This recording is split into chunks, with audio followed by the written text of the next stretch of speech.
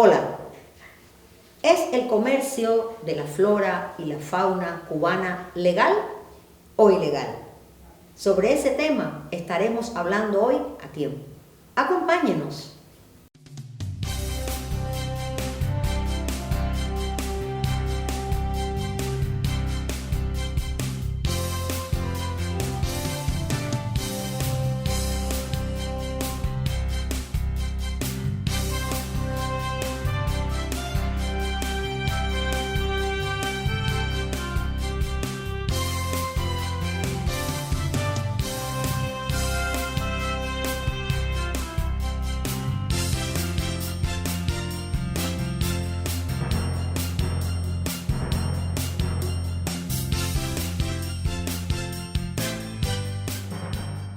Le doy la bienvenida a un invitado muy especial y que por suerte ha estado con nosotros en otros momentos dentro del programa. Me refiero al ingeniero Jorge Álvarez, quien es el director general de la Oficina de Regulación y Seguridad Ambiental adscrita al SIGMA. ¿Cómo se encuentra, Jorge? Muy bien, Mariana, siempre que estoy contigo, un placer. No, y para mí es un placer, pero sobre todo el tema que hoy vamos a abordar. ¿Sabías que la caza y el comercio ilegales de vida silvestre pueden amenazar la supervivencia de algunas plantas y animales? Recientemente y en los últimos tiempos incluso hemos visto, hemos leído, hemos escuchado que se está comercializando especies de nuestra flora y nuestra fauna. ¿Es esto legal? A ver, la mayor parte de las especies de flora y fauna cubana tienen diferentes grados de protección legal. Incluso hay algunas que no se pueden comercializar. Y otra buena parte de ellas para su comercialización requieren de licencia ambiental que emite nuestra oficina. Por lo tanto, hay una componente que yo diría que es minoritaria en el comercio actual legal y una que desgraciadamente está predominando, que es la ilegal. Yo puedo tener en mi casa, o cualquier persona puede tener en su casa, por ejemplo, un cocodrilo, un ave o alguna de estas especies que normalmente se encuentran en la vida silvestre. Realmente es muy difícil que la pueda tener desde el punto de vista legal, porque para que se le autorice tiene que demostrar el origen lícito, o sea, de dónde obtuvo esa especie. Y realmente no hay muchas posibilidades actualmente en el país de disponer de un comercio legal que avale el origen lícito de la especie. Por lo tanto, la mayoría, desgraciadamente, son ilegales. Sí, porque generalmente estos animales viven en el medio natural. Correcto. Y en el caso, por ejemplo, de los cocodrilos, viven en lugares muy específicos, pero en el caso de los cocodrilos, para continuar retomando esta misma especie, a veces se crían en estanques, en lugares específicos para después que crecen, llevarlo al medio natural. ¿Es así? Es así. Cuba tiene varios criaderos de cocodrilos, se crían, se reproducen y después se liberan al medio natural. Pero además, mira, un problema que pasa con mucha frecuencia. Muchas personas de forma ilícita se apropian de un cocodrilo cuando es pequeño. Sin embargo, cuando el cocodrilo crece, entonces se convierte en un problema. Claro. Porque la propia persona entonces quiere deshacerse de él y entonces no hay condiciones para deshacerse de él y muchas veces se termina con el sacrificio del animal. En lugar de entonces dejarlo en su medio natural. Correcto. Exacto. Correcto. Porque además la alimentación y todo ello no es igual que él lo adquiere en el medio natural a tener uno que ocuparse de eso. Correcto. Hay un Twitter del presidente del año pasado, en mes de agosto, en relación a las aves, que dice mejor volando. Exacto. ¿Usted quiere verla? Véala volando.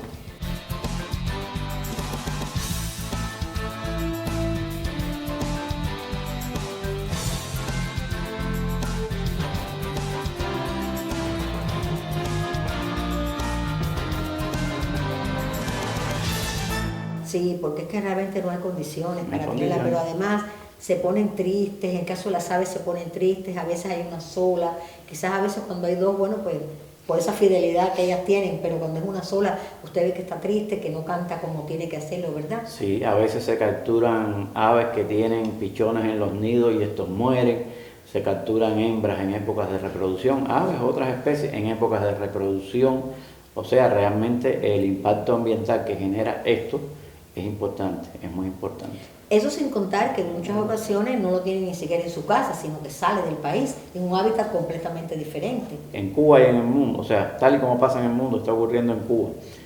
En muchas ocasiones el comercio ilícito de especies de flora y fauna está asociado a cadenas delictivas, que una buena parte de ellas termina en el exterior y utilizan diversas vías y métodos para tratar de burlar los controles aduaneros que existen en Cuba y que existen también en esos países, porque además muchas de estas especies tienen protección internacional, de convenciones internacionales. Entonces sí, es así, y terminan después fuera del país, porque se pagan mucho mejor. Todos los días se comercializan miles de especies de plantas y animales en todo el mundo. Para asegurar que su comercio internacional sea sustentable, existe la Convención sobre el Comercio Internacional de Especies Amenazadas de Fauna y Flora Silvestres, CITES. Es un nuevo llamado de alerta. Los delegados de 183 países reunidos en Suiza para la Convención sobre el Comercio Internacional de Especies Amenazadas de Fauna y Flora Silvestre advierten del peligro que enfrenta la naturaleza. Los negocios como de costumbre ya no son una opción. Todo el mundo ha aceptado esto. El informe IPBES confirma que el peligroso declive de la naturaleza no tiene precedentes. La tasa de extinción de la vida silvestre se está acelerando. Expertos afirman que hasta 1 millón de especies están ahora amenazadas. Esa es una convención que tiene alrededor de 200 países que la han ratificado, 200 estados partes, que regula todo lo relacionado con el comercio internacional de especies, de la flora y la fauna silvestre, o sea que viven en el medio natural. Todas las especies que están listadas en CITES para poder salir del país requieren de un permiso que también otorgamos nosotros. Entonces, las personas no saben y están incluso afectando la credibilidad del país cuando la especie sale, no se detecta porque usan los métodos más increíbles para poderla sacar. Incluso hasta eso se afecta la propia credibilidad del país de cómo cumple su compromiso internacional. Por eso yo creo, Jorge, que en la aduana debe ser extremadamente importante las medidas que se tomen para evitar que esto suceda. Lo mismo que salga como que entre. La aduana ha trabajado muy fuerte para perfeccionar los métodos de control que no son fáciles, claro. No son fáciles, ni en Cuba ni en el extranjero. Este aeropuerto ha sido dotado de tecnologías avanzadas en correspondencia con los estándares internacionales que nos ha permitido potenciar y desarrollar la actividad de gestión y control de riesgo. Es importante toda una serie de equipamientos que hemos recibido, como es el caso del tomógrafo, que nos permite visualizar la imagen radiológica de todos los bultos en varias posiciones, incluyendo imágenes en 3D. Pero también hace falta trabajar hacia adentro, porque en definitiva, cuando la especie llega a la frontera, ya el daño se hizo. Claro. En la mayor parte de las veces el daño se hizo. Ya esa especie usted no la puede liberar al medio en la mayoría de los casos. Y entonces también tenemos que trabajar hacia adentro para minimizar lo que llega a la frontera. Bueno, yo creo que es importante. Vamos a ver algunos fragmentos de estos que tienen que ver con el tema que usted está mencionando ahora.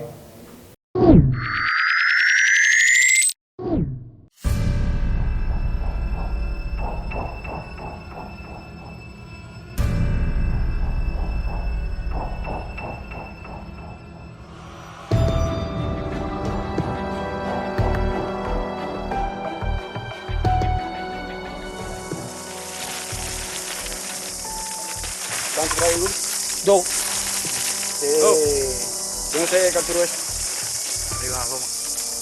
Usted sabe que nosotros íbamos por información recibida que usted se dedica a capturar especies significantes y que esos son 2 ejemplares jóvenes y que está obstruyendo el desarrollo de esa especie.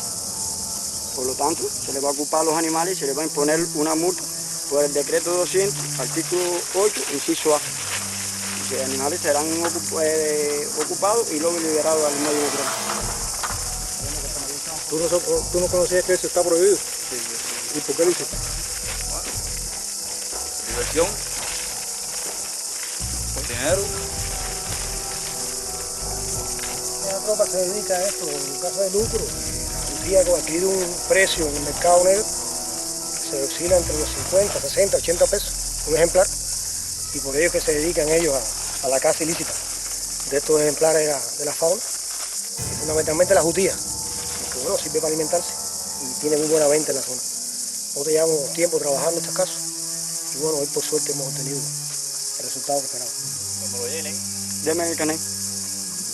Las 2 actividades más importantes, cuando se habla de conservación, una es la educación ambiental, que es la actividad más importante dentro de un área natural que se desea conservar, y la segunda actividad es la protección. Ingeniero, ¿en qué consiste el plan gubernamental que se ha venido desarrollando sobre el comercio ilícito de especies de la vida silvestre o de flora y fauna, que es lo mismo en nuestro país? A ver, Mariana, tal y como usted decía, esto ha ido tomando en el país un nivel muy elevado, este comercio ilegal, y entre los meses de marzo y abril del pasado año, el Consejo de Ministros aprobó un plan gubernamental para enfrentar los delitos e ilegalidades contra los recursos naturales en sentido general. Es decir, ahí estamos hablando de la minería ilegal, de la extracción ilegal de arena, de la extracción ilegal de suelo, que está muy de moda también, de cantos, de todo un grupo de cosas, y por supuesto la flora y la fauna silvestre ocupa un lugar importante. Ese plan gubernamental, que es coordinado por el MININ, está participando una buena parte de los organismos del país.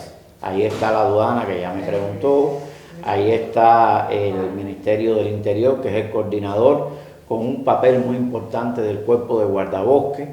Están los organismos rectores en materia de recursos naturales. El CISMA tiene un papel muy fuerte en ese plan, pero está el Ministerio de la Agricultura, el MINAL, el Ministerio de Energía y Minas, el Instituto de Recursos Hidráulicos, y además otros organismos que de una forma u otra intervienen, como el MINTUR, el INDER, etcétera, un grupo importante de organismos para tratar de revertir la situación. Es decir, a partir del año pasado se ha venido trabajando bajo esta plataforma que es el plan gubernamental.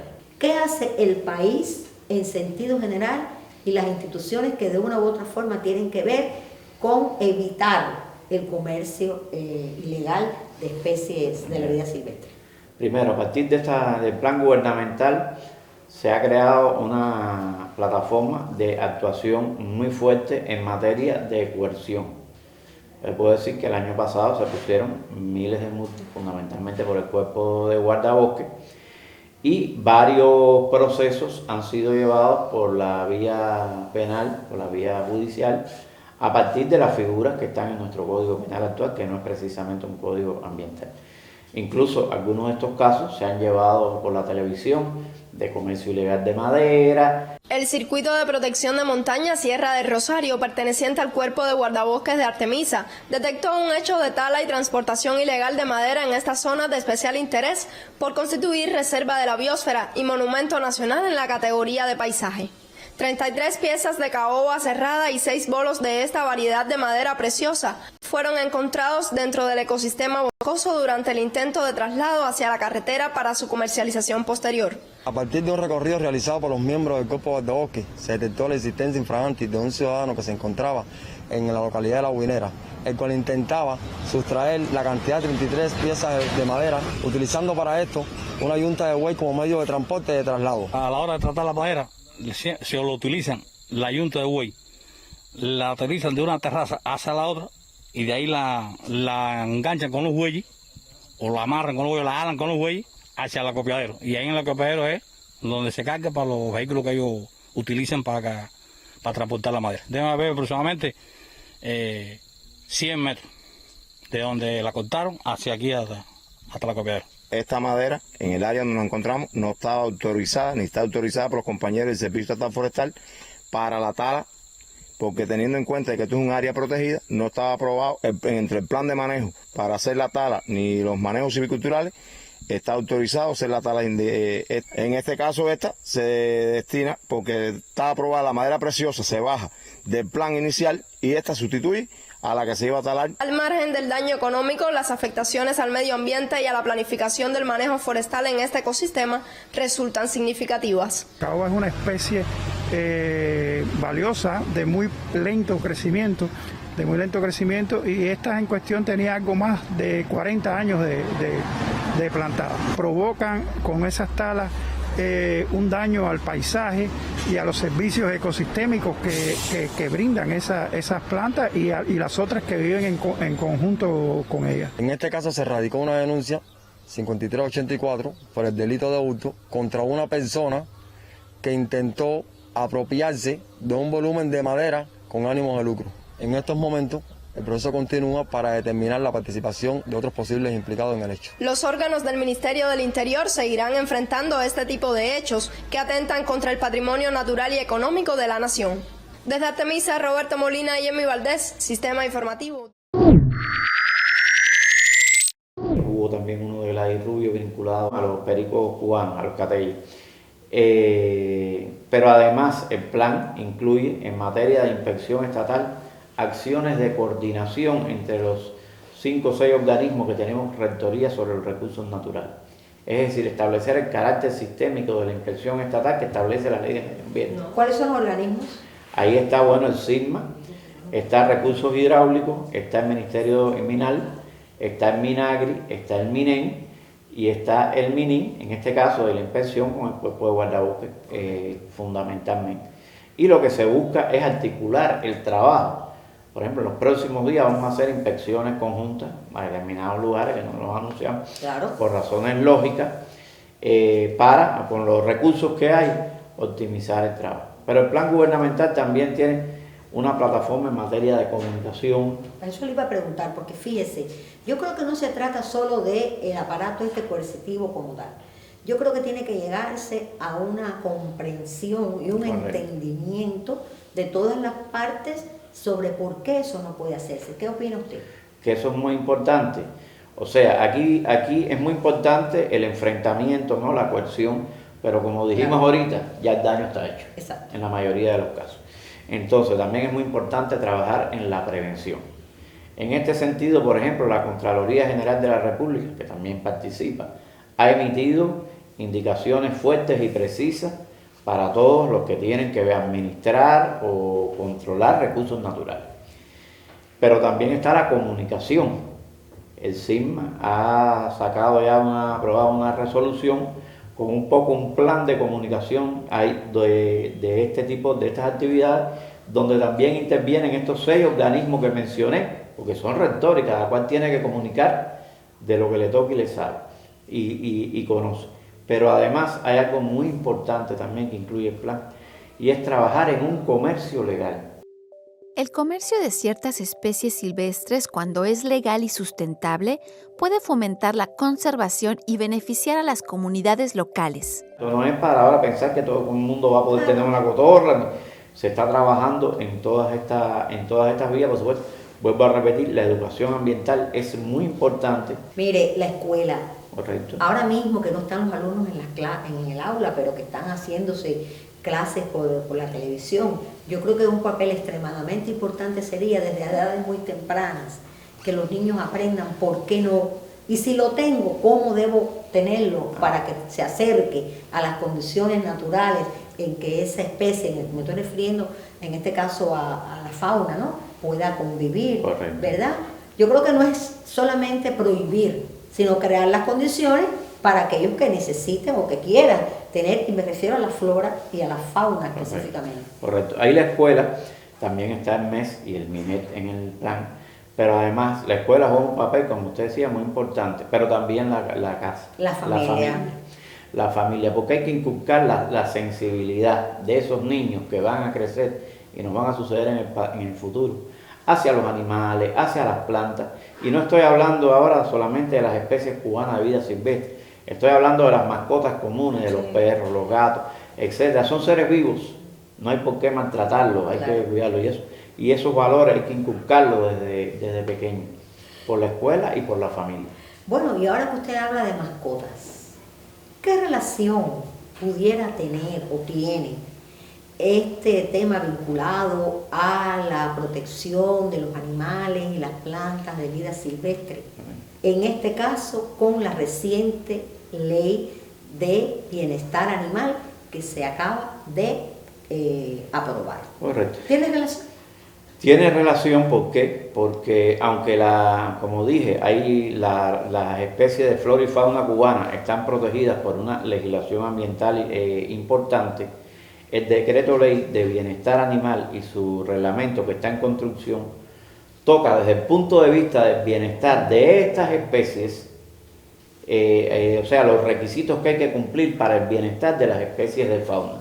Y no solo las que puedan tener las personas en la casa, las que existen en los zoológicos, en los circos, los acuarios, o sea, por lo tanto tiene ese punto de contacto, que no niega lo que ya está regulado ambientalmente, sino que usted tiene que tener condiciones, sea estatal o sea personal, una persona natural, para que esa especie viva con las condiciones mínimas que requiera y no sufra. Exacto. Por lo tanto, sí, hay un punto ahí. Usted sabe, Jorge, que yo lo estoy escuchando y me pongo tanto a pensar, a veces hay personas que tienen en sus casas animales que viven, que deben estar en el mundo silvestre, en la vida silvestre, y que lo tienen en la casa, quizás con la mejor intención, pero no tienen todas las condiciones creadas. ¿Qué decir a veces de las mascotas, que también sucede? Nosotros en breve vamos a hacer un programa precisamente vinculado a esta nueva ley de bienestar animal, que es extremadamente importante, porque no se trata de tener en mi casa lo que yo quiero, sino lo que tengo condiciones para tener. ¿No es verdad? Así mismo. Yo le voy a pedir una última pregunta que está relacionada con el mensaje que usted, como autoridad nacional de nuestro SIGMA, que tiene que ver con este tema, mensaje que usted le envíe a los televidentes, y no solamente a los televidentes que viven, que están en sus casas y demás, sino a aquellos que tienen la responsabilidad de hacer cumplir con estos decretos ley.